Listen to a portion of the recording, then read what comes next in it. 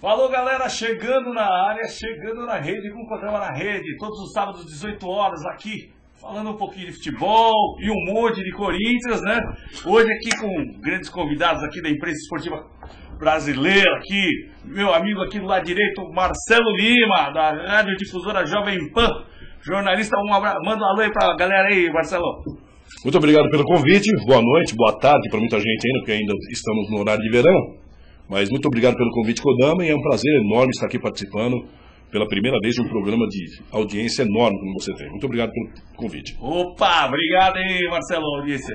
E mais lá na ponta direita, lá não é o Paulo Borges, hein? Não é. É o Frank Bruno da imprensa esportiva, como diria Milton Neves. Que beleza! Vagnão Prado, valeu, um alô para a nossa galera aí, Vagnão. Boa tarde a todo mundo aí, é um prazer estar aqui com o Kodama na rede do Kodama. Opa, isso aí. Então, vamos aí começar o assunto aí. Normalmente eu começo falando aí do último jogo do Coringão lá, que foi contra o Ceará, um sufoco danado lá. O que você achou do jogo lá, Marcelo? Jogo difícil, como essa final de campeonato está sendo. Essas três últimas rodadas, extremamente importante para o Corinthians, essa vitória fora. No sufoco, Júlio César salvou a pátria corintiana. E é claro que o Corinthians está aí, não diria com as duas mãos na taça, mas pelo menos uma mão e meia, e depende só dele, que é mais importante, que o Palmeiras acabou ajudando também, entre aspas, que o Palmeiras primeiro se ajudou, para depois ajudar o Corinthians. E o Corinthians se ajudou ganhando fora, fez o papel importante dele. E agora tem amanhã o Figueirense, tem amanhã o Atlético Mineiro, depois vem o Figueirense, que na minha opinião é um adversário de extrema importância. Se vencer lá fora, um abraço, e depois fecha com a Sociedade Esportiva Palmeiras. Mas eu acho que o Corinthians deu um grande passo com essa vitória importantíssima na última quarta-feira. Só deixa eu dar um alôzinho pra galera aqui, acho que a gente deve estar com algum probleminha lá no chat, mas pode mandar as perguntas pelo Twitter, do @AristeuCodama, que eu estou recebendo aqui no celular, tá certo? E aí, Vagnão, o que você achou aí do dureza do jogo lá? Foi um jogo muito duro, Kodama. Eu esperava muito mais do Corinthians. A primeira etapa foi um Corinthians sofrível, com o Ceará muito bem ali, muito bem montado, muito bem articulado. O Ceará que forçou o time do Corinthians dentro do seu campo. O Corinthians não conseguia sair.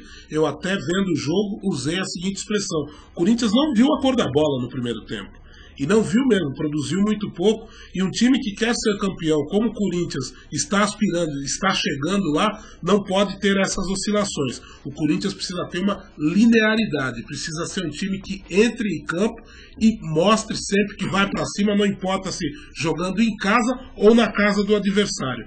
Time que quer ser campeão tem que se impor. O Corinthians não soube se impor diante do Ceará, mas conseguiu a vitória com aquele gol salvador do Ramires. E o Oswaldo também, aquele Oswaldo que foi vendido por vários clubes. Muitos clubes aqui de São Paulo, e o Oswaldo perdeu um caminhão de gols.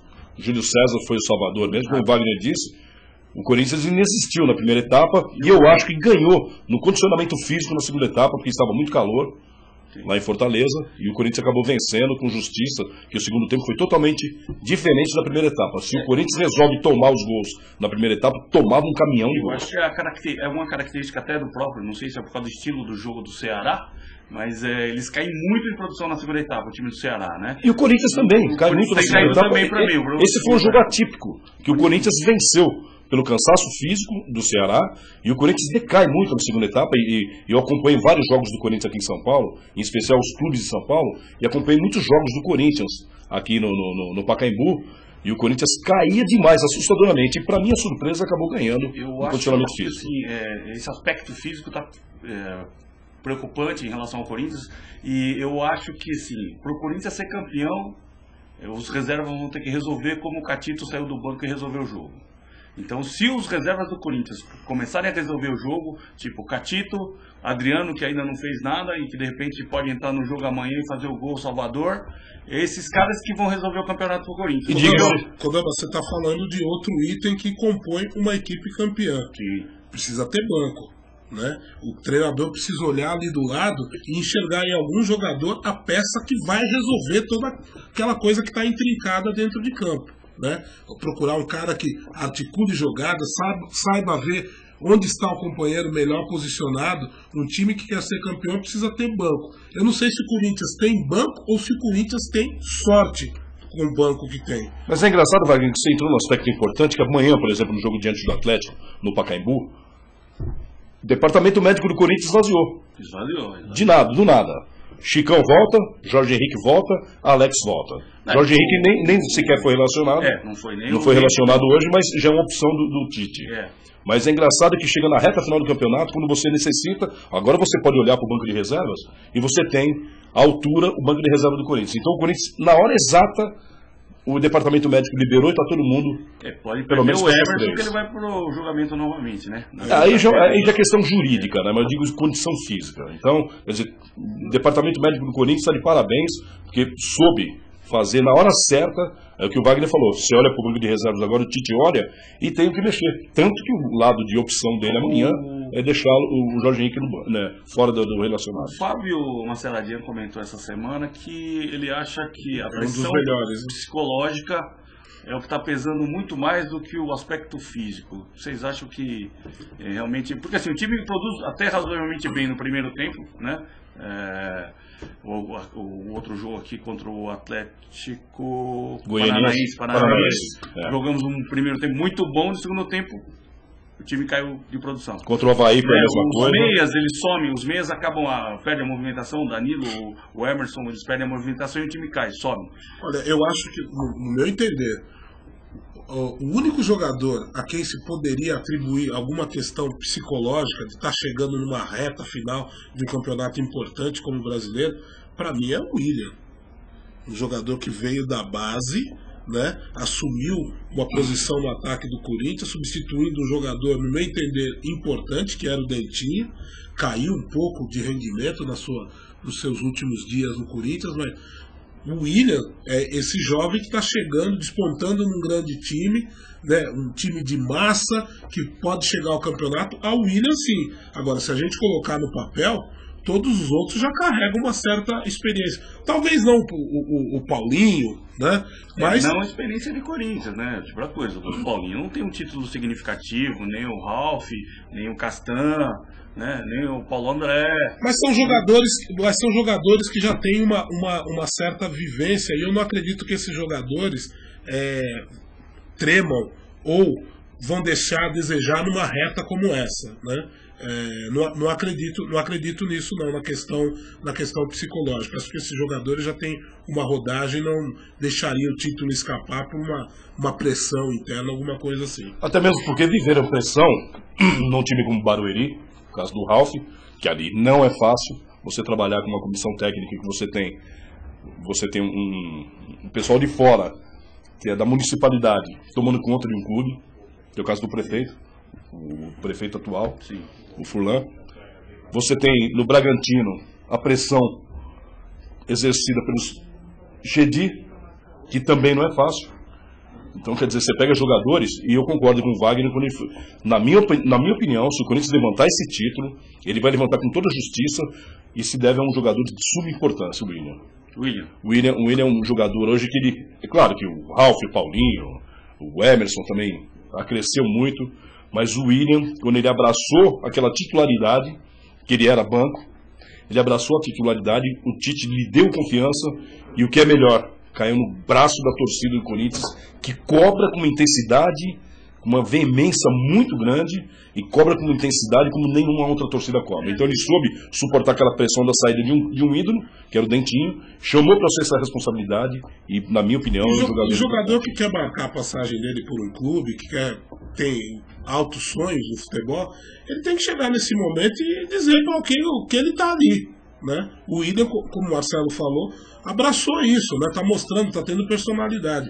E é essa personalidade que o William está tendo que outros jogadores do Corinthians têm que ter, para não deixar que nenhuma pressão interna nessa reta, faltando 3 rodadas apenas. Faltam tiquinho de nada, mas não pode vacilar. Tiquinho de nada, você não pode vacilar. Então é fazer com calma, né? Fazer os jogos com calma, sem se deixar apavorar, né? Colocar sempre a bola no pé do companheiro melhor posicionado, né? Fazer o seu jogo. Aquela coisa do cozinhar o galo, para mim, no futebol ainda está valendo muito. E também não pode deixar de enaltecer, Kodama, o trabalho importantíssimo, o papel importante do Tite. O Tite detectou na hora certa que havia problema interno com o elenco do Corinthians, e digo isso porque como repórter eu tenho que ir atrás da informação. O problema estava no até então o capitão Chicão, sim, naquele jogo contra o São Paulo, que ele abdicou daquela partida, ele não quis. E dali o Tite soube chamar para si a responsabilidade, e o Tite sabe muito bem soube muito bem o momento certo de tirar o jogador de capitão, colocá-lo depois, fazer voltar, sem que o grupo se perdesse. Então o Tite tem uma parcela importantíssima nessa ascensão do Corinthians. Eu não colocaria esse fato que você citou simplesmente apenas em cima do Tite. Eu acho que foi esse fato de no contexto geral de problema, sim, foi da comissão técnica e da diretoria. Mas ali você tem que ter peito. Se não tem o comando... Sim, ele tem que ter o comando. Mas se esse comando não é respaldado pela diretoria, eu ia falar ele justamente do respaldo. Exato. Ninguém barra o capitão do time se você não tem uma retaguarda fora. Sim, torcida, que uma parte da torcida reconheceu que precisava ter essa mudança. Aliás, a maioria. Exatamente. Né? Você sabe por quê? E a diretoria. Só para te dar um exemplo. O ano passado, o Adilson Batista peitou o William e perdeu o emprego. Ele meteu o William no banco e botou o Thiago Heleno para jogar. Mas aí você vê a personalidade do treinador. Entendeu? O Tite já é aquele jeito tão gaúcho de ser. Então, naquela oportunidade, o Adilson ele não tinha o apoio nem da torcida, nem da diretoria. A torcida, aliás, falou para ele, não põe o Thiago Heleno. Foi lá no CT e falou, não põe o Thiago Heleno. E ele peitou a torcida, colocou o Thiago Heleno para jogar e deixou o William no banco. Então, vamos resumir bem. O importante papel do Tite, também com o apoio restrito da diretoria. Se não tem direção do clube naquela hora, ia se perder o campeonato, poderia ir por água abaixo. Hoje, um dos problemas, acho que o grande problema lá no parque lá, é que falta respaldo da diretoria para o técnico. O outro parque que você está querendo dizer é o Parque Antártico. Exatamente. Ali... A confusão toda lá é porque os caras não têm respaldo. Às vezes o técnico, é lógico, o Filipão tem cometido alguns enganos aí e tal, não sei lá, mas toda vez que tem esse tipo de problema de jogador com o técnico, a diretoria tem que intervir para mostrar quem manda. E no meu entender, cometeram outro erro agora, chegaram no limiar. A coletiva do César Sampaio foi bem marcante nesse sentido, né, quando ele disse que consultou os jogadores para saber se havia algum problema com o Felipe. Eu duvido que alguém iria falar não. Que algum jogador manifestasse ali e dizer positivamente que havia algum problema com o Felipe. Se o Sampaio tinha autonomia da diretoria para fazer essa demissão, ele já teria que ter feito isso e, para mim, errou em não fazer. E vou mais longe. Isso aí só vai ser detectado a partir do momento que o Felipão não for mais o técnico do Palmeiras.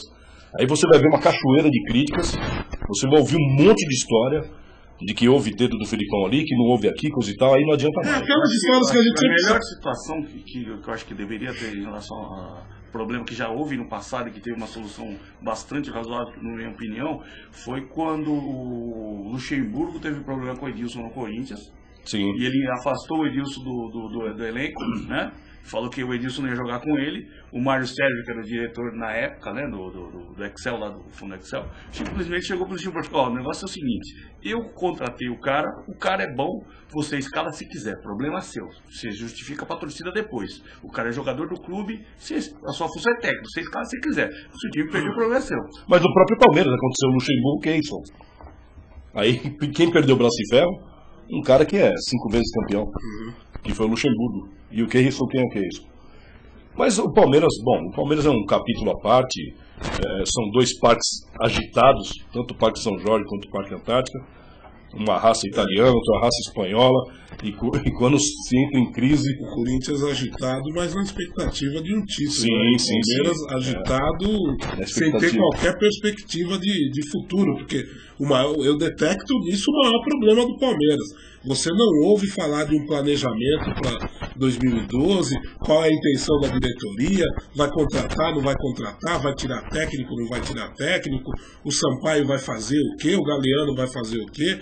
Você não vê, e time precisa ter planejamento. Sem planejamento não se chega a nada. O Palmeiras vai querer o quê em 2012?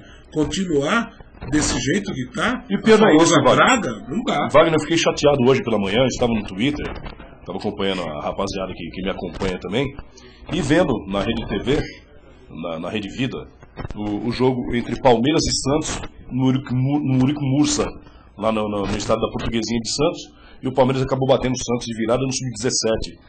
Aí eu olhei pro Twitter, o pessoal o pessoal palmeirense, o torcedor palmeirense, ele está todo voltado para a categoria de base. Foi justamente a categoria de base que o Felipe Scolari disse que era desprezível no Palmeiras. Aí chega no final de temporada, um simples jogo, hoje pela manhã, o Palmeiras virou 2-1, o Santos vencia 1-0, virou 2-1, aos 42 minutos aconteceu o segundo gol do Palmeiras, e aí foi aquele alívio. Isso é preocupante. Numa categoria sub-17, o Palmeiras tem que ganhar para depois acontecer esse tipo de coisa. Lamentável a situação que o Palmeiras está vivendo. O Palmeiras tem que fazer um planejamento forte, agora, já em dezembro, para entrar na pré-temporada predisposta a diretoria a tratar assuntos internos e fazer contratações, entre aspas, bombásticas, porque senão o Palmeiras vai patinar em 2012 também, infelizmente. E vem aí uma Taça São Paulo, né? Será que o Palmeiras trabalhou bem a sua base para revelar novos talentos? Isso tem sido cobrado há muito tempo, e eu vou dizer que a última grande revelação do Palmeiras da base foi o Wagner Love. Wagner Love. Nem é formado na base, veio para disputar uma Taça São Paulo. Ele era do Santo André, né? Felizmente vai fazer o quê, né? Mas o Tirone, liga lá pro Andrés lá que ele dá algumas dicas pra você, não tem problema não. Rapaz, cena lamentável no jogo do Inter com o Bahia lá. O que vocês já acharam da entrada do Bolívar lá no jovem garoto revelação do Corinthians, Dodô? Vou resumir uma palavra só: criminal. Eu fiquei abismado de vê-lo tomar apenas o cartão amarelo. O Bolívar foi por cima da jogada. Poderia ter arrebentado mais sério o jogador, o Dodô, lateral que pertence ainda ao Corinthians. Numa jogada totalmente desnecessária. Mais sério, ele eliminaria o rapaz do futebol. Mais sério, eliminaria. Eu disse criminal. Então eu acho que deveria ser imposta uma pena muito rigorosa a esse rapaz, que já teve no passado o pai também, que foi jogador, o zagueiro Bolívar. Jogou na Portuguesa. Foi na Portuguesa, passou pela Internacional de Limeira, foi campeão pela Inter em 86, diante do Palmeiras, no Morumbi. Mas lamentável atitude. E outra, o Paulo César Oliveira me surpreendeu, porque o Paulo César, se você falar, Paulo, você tá feio hoje, você não penteou os cílios, ele te expulsa. E por aquela entrada, então, se mostrou um juiz, um árbitro. Ali ele foi juiz, ele deveria ser árbitro. Se ele arbitra as regras mesmo, teria que pôr pra fora, sabe? E lamentável, eu não gostei da atitude do Bolívar, que depois nem se deu o trabalho de telefonar pro garoto do Bahia, que pertence ao Corinthians ainda, e pedir, olha, me desculpa que o que eu fiz não se faz no futebol. Naquele momento que eu vi o lance, né, a entrada do Bolívar, me lembrou muito um outro lance, que, assim, tão criminoso quanto, que foi a entrada do Fábio Costa no Gustavo Neri, naquele Corinthians e Santo André, no Bruno José Daniel. Também. Né? O Gustavo Neri ficou ali, acho que também 6 meses sem. O do Márcio no Zico também, né? Foi terrível do Márcio. Sem poder jogar.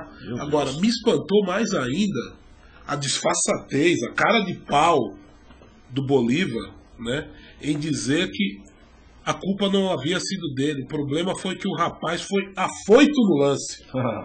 Afoito no lance. Afoito depois de dar um chapéu. Isso de uma cara de pau.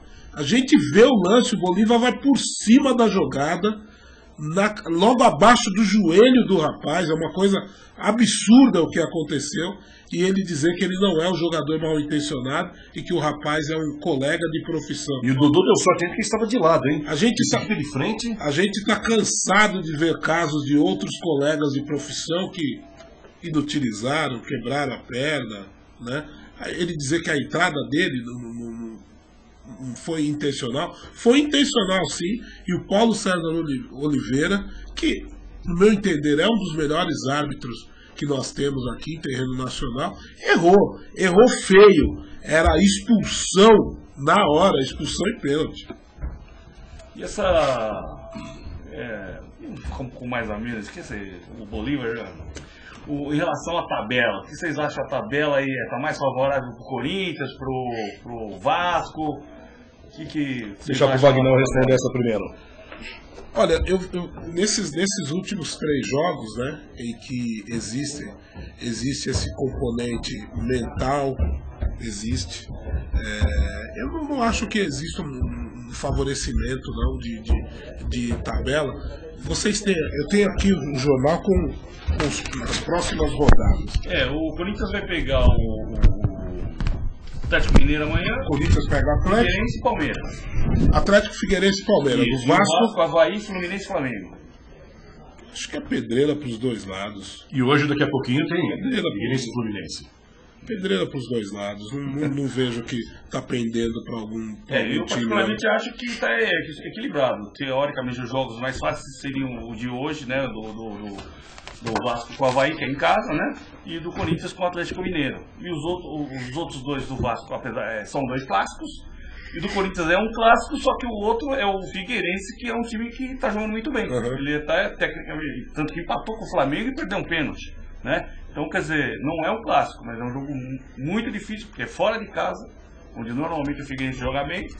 E é um time que está em ascensão, que está jogando um bom futebol em relação aos outros demais times do brasileiro. Né? Eu acho que agora o fator psicológico conta muito. Por quê? Porque daqui a pouquinho teremos em São Januário Vasco e Avaí. Em vencendo o Vasco hoje, a obrigatoriedade do Corinthians será vencer amanhã o Atlético Mineiro. O Vasco dormiria líder e amanhã o Corinthians teria a obrigação. O Corinthians entrando em campo já empata com o Vasco, mas ganha pelo critério técnico. Mas a obrigatoriedade que a torcida do Corinthians amanhã vai lotar o Pacaembu, 37 mil torcedores já vão se fazer presente, e é claro que vão querer ver a vitória do Corinthians, o Corinthians dormir mais uma vez na liderança, botando 2 pontos de vantagem. Então eu acredito que o fator psicológico agora, e o jogo mais importante do Corinthians, é ele segurar o empate, porque ele está a 2 vitórias, está a 2 vitórias e um empate do título. Se segurar contra o Figueirense em Santa Catarina domingo que vem, aí eu acredito que o Corinthians ganhou o título.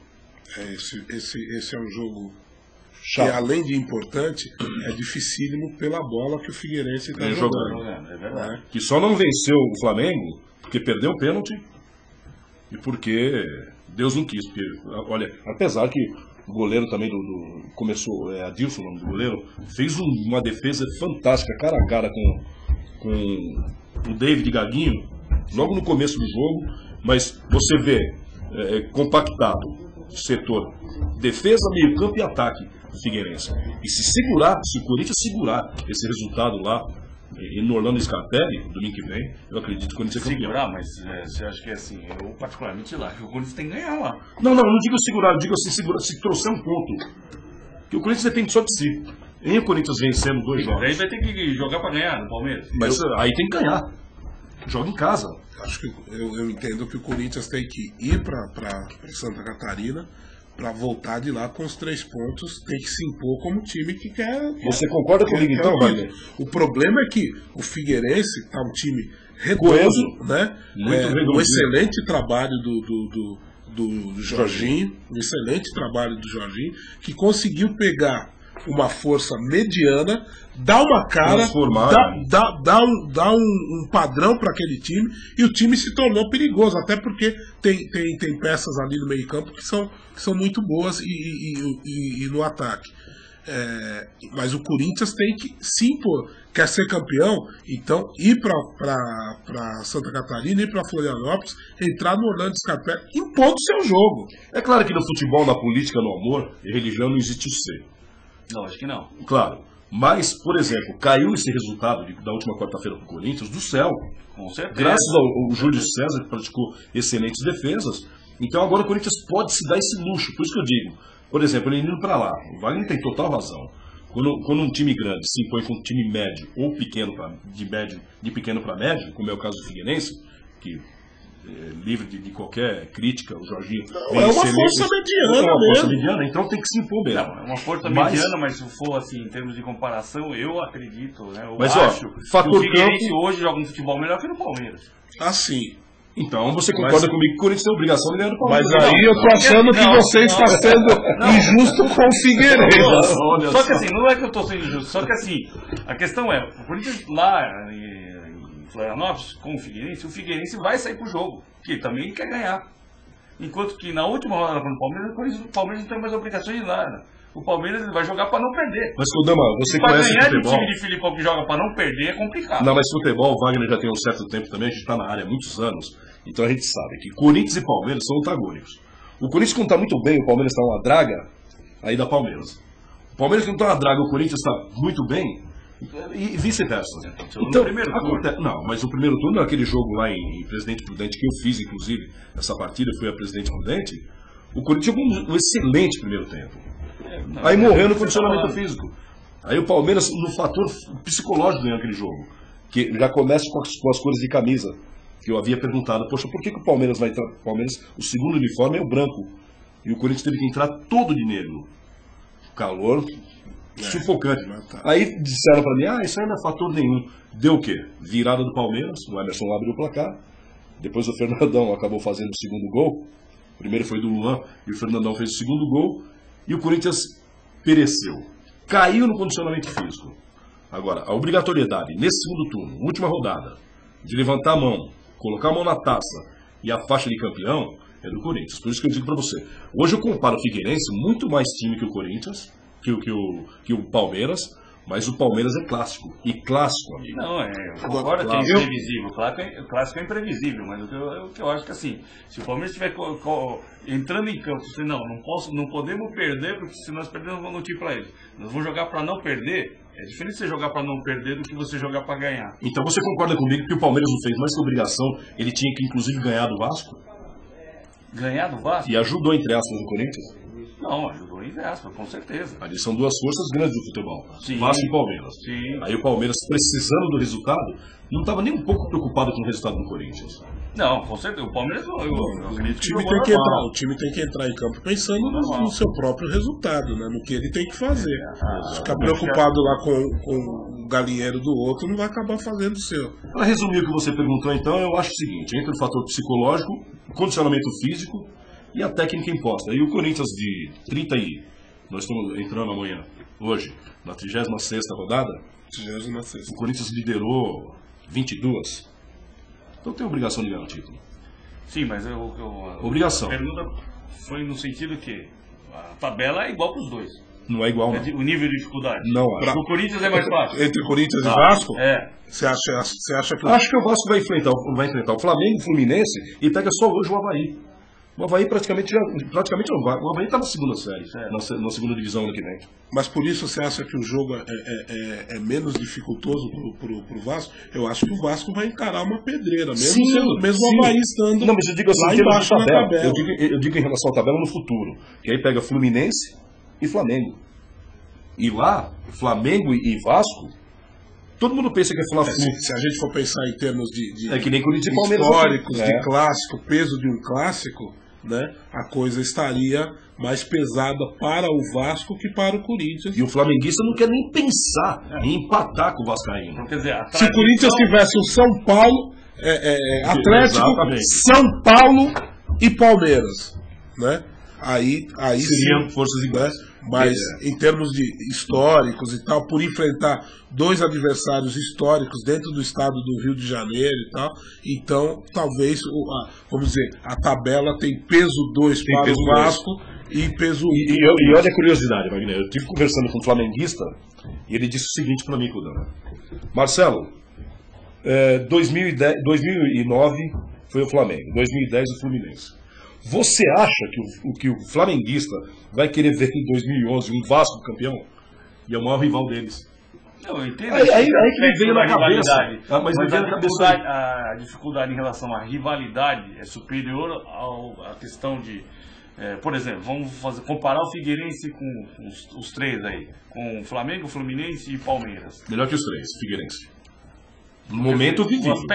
Momento vivido. Mas o que você está falando, que o aspecto da história, da rivalidade, prevalece sobre o aspecto técnico. Sim, claro. Mas o que eu quis dizer, você me perguntou o seguinte: se nesses 3 últimos jogos.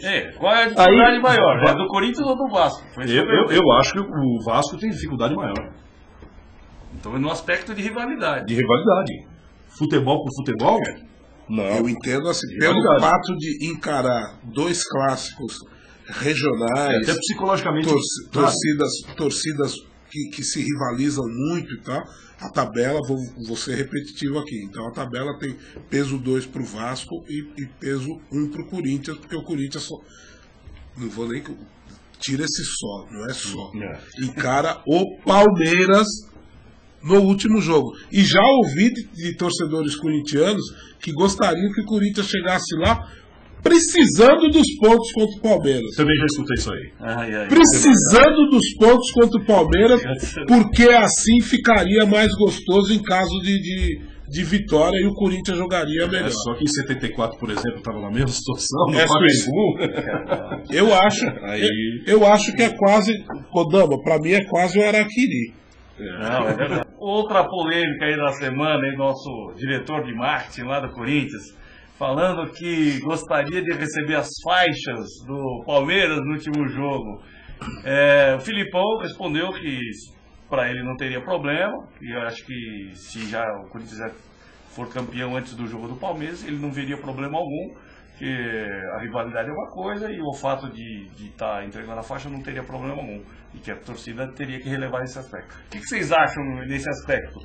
Primeiro, em relação ao pronunciamento do Rosenberg, para mim indevido, fora de hora, não fora de momento, e o segundo, teoricamente, se acontecer o que o Rosenberg espera, o que eu também, lógico que eu também espero isso, mas se seria legal receber as faixas do Palmeiras. Ó. Luiz Paulo Rosenberg, meu querido, diretor de marketing do Corinthians, faça marketing. Isso não é marketing. Isso é você incitar uma série de situações no momento indevido, o Corinthians precisando mais do que nunca levantar esse título, tá? E você foi tão bem, mas só que, como diz o Romário pro Pelé, disse que uma vez o Pelé tinha que pôr a chuteira na boca para não falar nada, então eu acho que você deveria fazer a mesma coisa. Foi numa hora imprópria, e eu acho que você foi muito infeliz, e está sendo muito infeliz nas suas declarações. Infelizmente, o Corinthians não precisa desse tipo de atitude nesse momento. Seria bacana o Corinthians receber a faixa ali do Palmeiras em caso de um título, como marketing? Eu entendo que sim, seria muito bacana. Só que Só que entendo que a diretoria palmeirense não vai se permitir fazer isso. O Palmeiras não iria se curvar a essa vontade do Rosenberg. A diretoria do Palmeiras não permitiria isso, entregar as faixas ao Corinthians. Seria muito bacana, mas a gente tem que ver quando você está mexendo num vespeiro. Eu estava vendo hoje uma notícia na internet que dizia o seguinte, que o departamento de marketing do Palmeiras, e a gente falou do marketing do Corinthians e está falando do marketing do Palmeiras agora. Então os departamentos de marketing têm que analisar muito bem quando eles estão mexendo com o vespeiro social. A diretoria de marketing do Palmeiras mandou um kit para o lutador de MMA, o Shannon, alguma coisa, o nome eu não vou lembrar agora, que é o lutador que vai enfrentar o Anderson Silva. Anderson Silva, que está ligado às cores de quem? Do Corinthians, né? Então, quando a diretoria do Palmeiras, o marketing do Palmeiras, manda entregar ao Shannon uma camisa, um boné e tal do Palmeiras, está se comprando e está se enaltecendo, está se propagandeando uma briga. E a briga literal mesmo, porque os dois vão brigar. Mas é uma luta profissional, né? Eu sei, mas o que acontece numa luta? O cara que vai ver tem a tal da catarse, o cara vai levar aquilo pra rua, Kodama.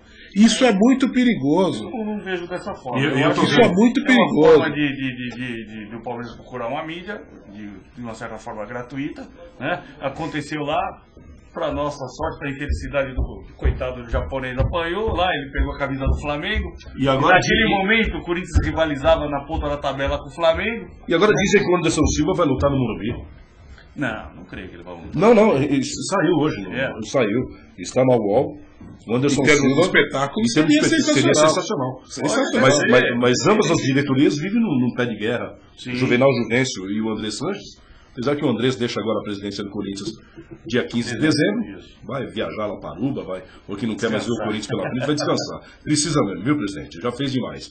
E já pensou? Uma luta do Anderson Silva com um monte de corintiano no estádio que o torcedor de futebol não quer mais frequentar, que é o Morumbi, o estádio Cícero Pompeu Toledo. Eu acho que o pessoal está fazendo marketing pelas avessas. Mas aí depende de quem cuida da promoção da luta, que não é especificamente o Corinthians que vai fazer isso. Mas o estádio vai continuar sendo do São Paulo, não? Mas eis o grande problema. Cuida da parte do MMA, de luta, de promoção, não é o Corinthians, entendeu? O Corinthians tem o patrocínio em relação à parceria com o Anderson Silva. Agora, a promoção da luta é um empresário promotor. Não estou falando da promoção em si. Eu queria chegar nesse ponto, Kodama, voltar no que eu falei. Eu acho que as pessoas que fazem marketing, que são promotores, que fazem a propaganda, as pessoas têm que analisar melhor alguns contextos, porque, principalmente nesse que eu li hoje, de que a direção de marketing do Palmeiras mandou entregar um kit, e é óbvio que esse kit será usado quando? Ali no momento da pesagem, que os caras colocam o olho no olho, alguma coisa assim, para promover mais o espetáculo. Agora, para o torcedor comum, exatamente, ele vai estar vendo aquilo como, bom, agora está estabelecida a briga de fato entre Corinthians e Palmeiras. E ele vai levar isso para as ruas. É batata. Eu particularmente não acho. Eu acho que hoje até o relacionamento entre a diretoria do Corinthians com a diretoria do Palmeiras, acho que tem um bom relacionamento nesse momento, né? Você diria isso com relação às ruas? As ruas? Não, em relação nas ruas, o relacionamento é o mesmo? Eu particularmente, em relação às ruas, o que eu acho é que mau elemento, né? Brigador, briguento, cara, briguento tem em qualquer lugar, independente. Aí, de repente, o argumento que o cara quer brigar, usar pra brigar é porque o cara tá com a camisa verde, outro tá com a camisa preta, outro tá com a camisa amarela. Mas é porque o cara já tem o instinto de brigar, independente de ser um torcedor. Mas né? Quando se atira, Mas Kodama já foi usado, por exemplo, assim, olha. Disseram que um campeão só pisa campeão no estádio do Morumbi. Aí já veio a resposta do corintiano. Então, é verdade, nós vamos meter um tablado no centro do gramado e nós vamos colocar um campeão lá. Aí já começou, aí que começa a briga. E eu concordo com o Wagner. Tem que começar a rever determinadas coisas. Marketing não é isso. Não. Marketing é outra coisa. O lado promocional de uma luta de MMA, como você está falando, é uma coisa. Agora tem que ver, como o Wagner falou, alguns conceitos, porque o torcedor ele vai continuar gostando do futebol, que vai ser o esporte ainda número um, e evidentemente o torcedor, ele quer ver ele com a camisa. Imagine você, numa luta, no estádio do Morumbi, se não vão proibir torcedores comuns usar a camisa do seu determinado clube de coração. Imagine você a confusão que não vai dar isso aí. Eu não sei como é que vai ficar. Lógico que é perigoso, mas o torcedor comum eu acho que é o menos perigoso. Eu achei um absurdo essa semana. Essa semana tivemos feriado na terça-feira. Na quarta-feira, estava lá o Luiz Ceará da TV Bandeirantes, e eu em casa acompanhando o programa. Uma bilheteria vendendo ingressos para o jogo do Palmeiras e Vasco, uma bilheteria vendendo Santos e Atlético Goianiense, e uma bilheteria vendendo Corinthians e Atlético Mineiro. Aí na quinta-feira eu fui ao Pacaembu para ver essa confusão de perto. Que aí na quarta-feira teve Palmeiras e Vasco, na quinta-feira eu fui ao Pacaembu. Entendi. Deslocaram o torcedor corintiano para o Parque São Jorge, para as lojas de conveniência que vende os ingressos. Fizeram o torcedor do Corinthians de trouxa, e o Pacaembu tem responsabilidade enorme nisso aí. Tinha uma fila de mais ou menos 1.000 pessoas esperando, sabendo que ia acontecer o jogo do Santos, diante do Atlético Goianiense. Então eles fizeram um ato irresponsável, e eu não sei como não saiu. Eles foram as pessoas ao perigo de uma forma gratuita. Foram expostas não é necessário. De uma forma gratuita mesmo. Não, eu acho que sim, em relação a isso, o aspecto da desorganização é o principal, né? Mas eu acho que eu sempre fui contra, e sou contra até hoje, o negócio de separar a torcida. Eu acho que os grandes problemas começaram a partir desse momento que começaram a separar a torcida. Eu já frequentei estádio, que você ia lá, tinha uma torcida mista, o cara já ia, cada um ia pro seu lado, entendeu? Não tem essa de botar cordão de isolamento, você tem que ir para um lado, você não pode ir para o outro. O que eu acho que o instinto animal, qual que é? Você pega o galo de briga, você não deixa um ver o outro. Quando você de coloca na frente, os caras querem brigar. Antes de Agora, começar se o o cara programa- convive junto, Antes de começar o programa, eu estava falando com o Wagner, era gostoso na época. Isso começou acontecendo em 79 pra cá, Corinthians e Palmeiras, no Morumbi, que começaram com guerra de laranja, depois de laranja passou para fogos, depois de fogos para bambu, e acabou se tornando uma coisa assim sustentável, infelizmente, aí as organizadas, entre aspas, que antes você trocava bandeira entre organizadas. A organizada, vamos supor, da Tupi, ou da Mancha Verde, hoje é Alviverde, ia na Gaviões, camisa 12, ia lá e trocavam bandeiras, batiam papos e era assim. Quando começou com a separação de cordas devido a esse tipo de situação, aí começou, aí...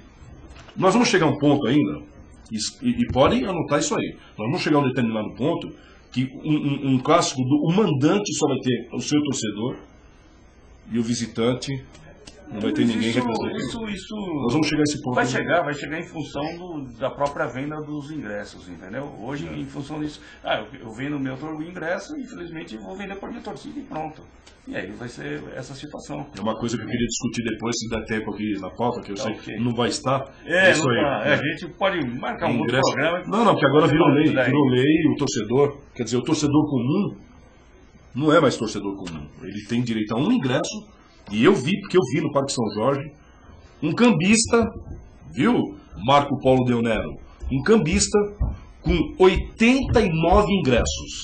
Um cambista furando a fila várias vezes, utilizando-se de outros argumentos para entrar, vazar a fila de novo, com mais de 1000 torcedores na fila, e ele com 89 ingressos. Aí teve um torcedor aqui, poderia e pode, começa a vigorar a partir de hoje no Morumbi, daqui a pouquinho o jogo diante do América Mineiro, no Morumbi.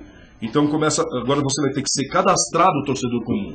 Mas o torcedor organizado não precisa não. O torcedor organizado, entre aspas, ele ganha da diretoria, de determinadas diretorias, e o torcedor comum vai ter que sofrer, se ele não for cadastrado, ele não vai mais assistir. Daí você viu onde? Isso eu vi pessoalmente, no Parque São Jorge. No Parque São Jorge? No Parque São Jorge, eu vi. Não me contaram não. Eu vi porque eu fui lá buscar, para minha emissora, para amanhã, nós temos convidados do nosso patrocinador, e eu fui buscar só 2 ingressos. Aí já está colocado no tabuleiro, é lei do Alckmin, começou a vigorar, a valer a partir de hoje, começa a partir de hoje, e já para a próxima partida do Corinthians, torcedor comum terá muita dificuldade, porque você poderá levar um ingresso só, e um ingresso só, mas você que é comum, então você vai ter que ser cadastrado na Federação Paulista de Futebol, que é a lei Alckmin, que entra a partir de agora em vigor.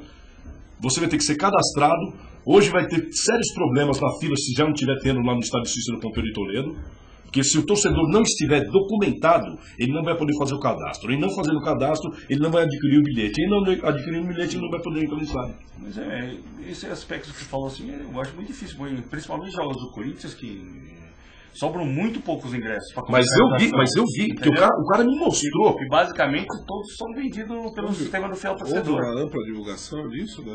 Não houve, inclusive, para o meu espanto, você vai ficar espantado com isso, Wagner, porque a gente frequenta muito estádio. O próprio cambista me falou, não vou citar o nome dele, mas ele me falou assim, agora eu vou falar o português dele, tá? Nós manda aqui, hoje vocês não vão fazer isso. Nós manda aqui. Então começa no próximo jogo. Hoje não. Hoje vocês vão fazer do jeito que a gente quer. Isso eu ouvi do cambista. Eu fiquei espantado. Eu falei, não acredito no que eu estou escutando. Atenção, diretores do Corinthians. Pelo amor de Deus, o cara falou. E outra, eu vi. Na hora que eu vi, eu falei assim, ô companheiro, e só tinha cadeira laranja e VIP. Não tinha mais arquibancada, que já foi tudo para o sócio torcedor. Não tinha mais tobogã, não tinha mais o setor 21, que é o que era até então para torcedor família. Só tinha cadeira laranja a R$70 e R$180 o VIP. A cadeira VIP. Aí eu perguntei para esse cambista que eu fui abordá-lo. Escuta, R$70 a cadeira. Você fará quanto? Se for até amanhã, que amanhã no caso seria sexta-feira, que esgotarão os ingressos, vou vender a 150. No dia do jogo eu vou vender a R$300. R$300 o ingresso de R$70. Quanto que ele não vai vender um VIP, que já custa 180? Sim. Não. E o torcedor, o apaixonado, ele vai. Só que ele cai na mão desse cara e ele não sabe se ele vai poder adentrar ou não o estádio. Se não passar catraca com o braço. Não sabe, é verdade. Por isso que é importante aí, nação corintiana, se aderir ao sistema do fiel torcedor lá, sócio torcedor. Não vai pegar a fila, compra pela internet, não tem problema algum e não encara cambista. Né?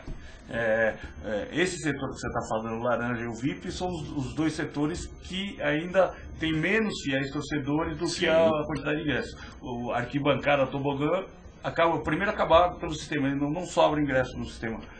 Já nem entra, não entra, mas não computa mais. Eu estive conversando com o pessoal do Pacaembu, não tem mais esse cômputo de ingressos para arquibancada verde e amarela. Tobogã ainda existe um pouco, que o tobogã, se não me engano, cabe 5, 6 mil torcedores. Logo vão se esgotar também. E aquele setor 21 agora está sendo usado como se fosse na mesma proporção do tobogã. Acabou o tobogã, no mesmo preço joga o setor 21. Qual é o setor 21? O setor 21 é ao lado das cabines do interior, do lado esquerdo. Sim, lado esquerdo. Ao lado do tobogã. Um assunto aqui que eu preciso colocar e que foi falado a semana inteira lá, e eu sou sócio do clube também, em relação à reunião do Conselho Deliberativo lá, que o Andrés tinha marcado a reunião para quinta-feira, né? Tinha convocado a reunião, aí o digníssimo presidente do Conselho Deliberativo do Corinthians, Dr. Senger, né? Falou que o Andrés não poderia convocar, que estava passando por cima dele, ele entrou com liminar, felizmente, né, a liminar dele foi indeferida, foi extinta, teve-se reunião lá do Conselho na quinta-feira, né, e em relação a isso, só para deixar claro, torcedor aí que acompanha a gente, o Estatuto do Corinthians é claro, o artigo 117, que dá a prerrogativa para o presidente do clube convocar a reunião do Conselho Deliberativo, então o Andrés não passou por cima de ninguém. É uma prerrogativa dele, como o presidente do Conselho Deliberativo não quis convocar a reunião, tá certo? Foi omisso nesse sentido, o Andrés convocou. E simplesmente para dar sequência à política democrática que está sendo colocada dentro do clube, né? Simplesmente para definir em relação à forma de eleição que vai ter o próximo Conselho. Foi para isso que foi marcada a reunião. E aí o pessoal da oposição começou a falar que o Andrés ia dar golpe para ficar no poder, que não sei o que mais, que não queriam melar a reunião. Não aconteceu nada disso. A coisa está bem transparente, não aconteceu nada. Teve a reunião, os conselheiros votaram, definiram que vai ser chapão, que eles falam, né, que são a vaga a ser preenchida são 200 conselheiros trienais, né? Então, quer dizer, são chapas constituídas com 200 conselheiros. Né? Não é o mais democrático, mas foi o que foi votado. Né? Ainda vai ter a Assembleia Geral dos Sócios para votação, se concordam ou não com esse tipo de votação para o Conselho. Né? Outro detalhe que o doutor Sengue fica reclamando na mídia, né, se acompanhar, que em relação às obras do estádio, que ele não recebeu esclarecimento algum. Assinou sem ler. Assinou sem ler. Que é o mais absurdo. Assinou sem ler. Estava lá, acho que ficou emocionado, estava do lado do Lula. Que emoção. Acionado e assinou sem ler. E essa reunião do Conselho também foi para dar esclarecimentos sobre as obras do estádio, sobre a construção do estádio. Quer dizer, então ele reclama na imprensa que não tem satisfação em relação às obras do estádio, e quando se convoca uma reunião, ele não quer participar da reunião. Essa reunião no Conselho aconteceu na quinta-feira e sexta-feira, escutando os programas de televisão e também lendo os jornais, eu fiquei boquiaberto. Eu falei, o André Santos não falou isso. Não é possível que ele tenha falado que ele estava com o saco cheio daquela M3 pontinhos. Eu falei, não, ele não pode ter falado isso. Porque aí colocaram de uma forma assim, que nós da imprensa também, a gente às vezes dá uma esticadinha. Aí eu falei, eu quero analisar a fundo o que aconteceu. Aí você me falou ao telefone, e eu falei assim, mãe, então foi de encontro ao meu raciocínio. Jamais falaria isso, um presidente de uma entidade como o Esporte Clube Corinthians Paulista, de chamá-lo, sabe, de uma forma assim tão pejorativa, tão ofensiva. Mas ele não se referiu mas ele não se referiu ao clube, ele se referiu à função dele. Entendeu? Se tanto os caras pegarem no pé dele, que é a função dele, né? O cargo dele. Mas tentaram dar uma outra conotação a isso. Isso é extremamente perigoso. Da mesma forma. Você vê o presidente falar isso do seu time, que você fala, da mesma forma que foi quando ele falou em relação ao câncer, o conselho ser o câncer. Né? O que ele quis dizer? Que as pessoas que fazem parte do conselho e que acham que o clube é delas, entendeu? Que se acham dono do clube, essas pessoas ele acha um canto. Eu conheço bem o Andrés, já entrevistei-o várias vezes. Conheço o Andrés antes de começar no cargo de presidente do Corinthians. E eu falei, não é possível. E vejo que ele está no final do mandato agora, extremamente cansado, tem que sair realmente. Ele fez uma excelente gestão no Corinthians, tem que ir embora e vai ser enaltecido, vai ser lembrado como um presidente, um dos melhores presidentes que já passou pela história do Corinthians. Entra definitivamente fora do ar. Para mim, entra para a história do futebol brasileiro, não entra para a história só do Corinthians. Pelo que ele fez, o Kodama citou muito bem a questão da briga dele com o Clube dos 13. Foi a partir dessa briga que os clubes resolveram se valorizar e também por ter dado aí mais que um pontapé inicial para que o Corinthians passe a ter o seu estádio. Para fazer isso tem que ter muita representatividade, tem que ser um cara muito bem articulado nos bastidores, senão não consegue. Realmente. E outra coisa, desde o início do mandato, ele não prometeu título. Esse conselho que você está falando é aquele famoso CORE? Não, esse é o Conselho Deliberativo. Né? Tá bom. O CORE é o Conselho de Orientação Fiscal e o presidente do CORE é o Citadinho. Antônio Roque Citadinho. Esse faz falta também no Corinthians. Essa liminar que o Conselho tentou fazer para que não houvesse a reunião, cometeram um erro primário, né, de direito, né? Para que a liminar fosse talvez acatada, ela teria que ser impetrada na região em que está o Corinthians, ou seja, no bairro do Tatuapé. E entraram com esse pedido na Lapa e foi indeferido por causa disso. Por não ser jurisdição daquela região. Não ser comarca dali. Né? Eles não podem arbitrar num caso que vai acontecer no Tatuapé, 20 e tantos quilômetros dali. Então, erro primário de direito. Mas mesmo em relação à leitura, você que é torcedor corintiano pode acompanhar, entra no site do Corinthians, tem lá clube, procura lá novo estatuto, páginas 38 e 39 do estatuto, artigo 117. Tá lá. Convocar o CD, Conselho Deliberativo. Esse é o doutor Aristeu Kodama. Uma coisa simples, eu não sei como o jurista Dr. Senge, ele não conseguiu ver isso no estatuto do clube. Eu não sou advogado, mas todos os casos. Mas ele não assinou sem ler, se ele assina sem ler, ele não vê nada. Ele estava do lado do Lula, estava emocionado. Ele falou, sim. Nosso presidente Lula aí, tá lá, a batalha dele contra o câncer. Aliás, está parecendo muito com alguém que está aqui ao meu lado esquerdo. Eu vou deixar um migalha aí, presidente. Mas é isso aí, estamos aí correndo aqui já nos estertores aqui do nosso, como diria o Fiore Giliotti, né? Quase fechando as portas. Crepúsculo de jogo. Esse eu entrei pelas mãos do Fiore Giliotti, saudoso Fiore. Muito obrigado, onde você estiver, viu, Fiore? Vagnão, suas despedidas aí para os nossos internautas. Bom, esperar que agora, na rodada de agora, né, que é uma rodada interessante porque times que estão do meio ou para cima na tabela pegam os times que estão lá embaixo, caso do Avaí, caso do América Mineiro, né? Então, eu sempre espero grandes jogos, né, nesses confrontos aí, porque o time que está lá embaixo está querendo fazer uma boa figura ainda, procurar fugir, então acredito que os times que estão na parte de cima vão ter que rebolar um pouco. Com relação a estar aqui no Kodama na rede, foi um grande prazer. Espero que o Kodama faça esse convite novamente para estar aqui com vocês que curtem a AltV e curtem o Kodama na rede.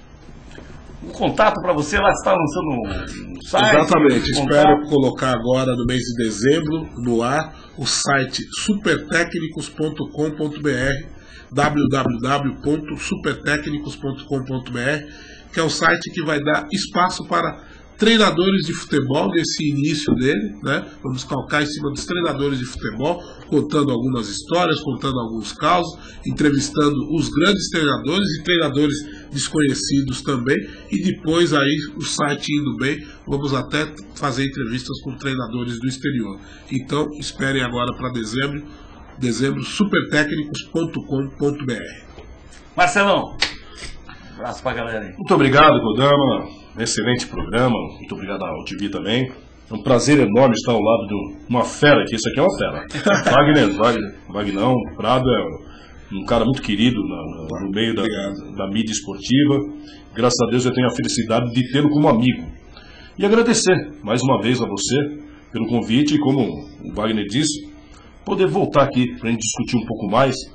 E o tempo é tão curto, porque são tantas coisas que a gente tem que acabar falando, mas eu quero deixar bem claro o seguinte, que você, torcedor, não só do Corinthians, do Palmeiras, do São Paulo, do Santos, aqui de São Paulo, que você não seja lesado mais, que você cobre seus direitos e que saiba também agora no final de temporada se ajustar um pouco e rever certos conceitos. Como, por exemplo, estou gostando de ver que em 2010, 2009, os campeonatos foram questionados pelo famoso entrega.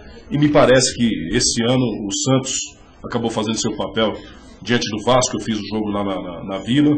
O São Paulo fez o seu papel também diante do Vasco, jogando em São Januário. E o Palmeiras jogou diante do Vasco no Pacaembu, fazendo seu papel também. Então, parabéns ao time do Palmeiras, ao Santos e ao São Paulo. Parabéns ao Corinthians, e se conquistar, que seja muito bem-vindo esse título. E é claro que a gente fica feliz em ver que tem um corintiano aqui, parecido com o Lula, só que de zóio esticado, fazer um programa para vocês. Um grande abraço, até a próxima, se Deus quiser. Manda o Twitter pra galera aí, Marcelo. Eu vou mandar o blog, que é através do blog. São 3 anos de blog na Cara do Gol, blognacaraDoGol.blogspot.com, e lá vocês vão encontrar para MSN, telefone, a gente entra em contato e olha, os acessos têm sido satisfatórios. Então eu agradeço mais uma vez a você. Então, www.blognacaraDoGol.blogspot.com. Um abraço. Isso aí, agradecendo aqui a presença dos dois amigos aqui. Às vezes o pessoal fala, pô, o que você ganha de tanto que você fica lá apoiando os programas esportivos, mandando e-mails, que lá eu faço grandes amigos, né? O Wagnão, o Marcelo, um monte de gente. Um abraço pro Tomás Rafael, citou o programa essa semana lá no Papo de Crack da Transamérica, tá certo? Fazer os elogios hoje pro pessoal lá do Memorial do Corinthians, que fez a calçada da fama hoje pro Rincon, pro Genial Gamarra, um dos maiores zagueiros que vestiu a camisa do Coringão. Mandar um abraço pro Dr. Paulo Cremonese, está sumido. Por onde anda o Dr. Paulo Cremonese? Tá certo? E um abraço pro meu ídolo maior, Ronaldo Giovanelli, que amanhã vai fazer aniversário. E vamos embora, que amanhã tem Coringão, Pacaembu, e arrebentar pra cima do Galo Mineiro, pra deixar o tio Milton meio tristinho, porque a gente vai empurrar o Galo lá pra baixo. Até o próximo sábado que vem, 18 horas, estamos na rede com o Kodama aqui. Tchau, pessoal!